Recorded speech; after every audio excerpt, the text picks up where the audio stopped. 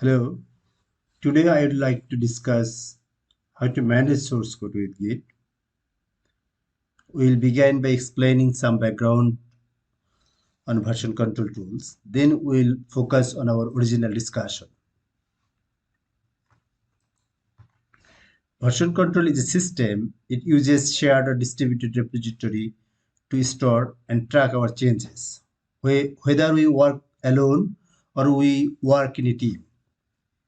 If we use version control, we will get back our source files from source repository, or we can go back to the previous version.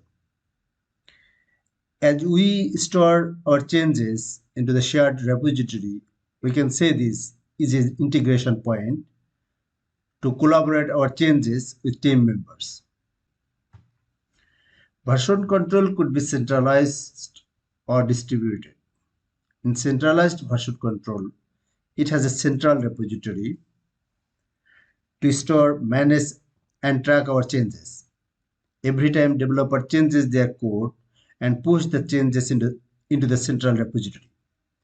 If central server fails, there is no chance to revert back to the source files.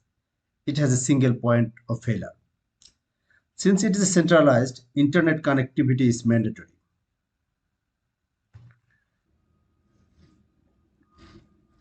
For distributed version control, it has both remote and local repository. Same version of code available in local and remote repository. It has no single point of failure. Git is a distributed version control. It is a super fast. It uses both local and server computer to store, manage, track, and control changes.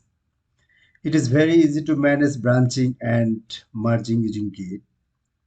Since it is a distributed version control, no internet connectivity required to work with Git.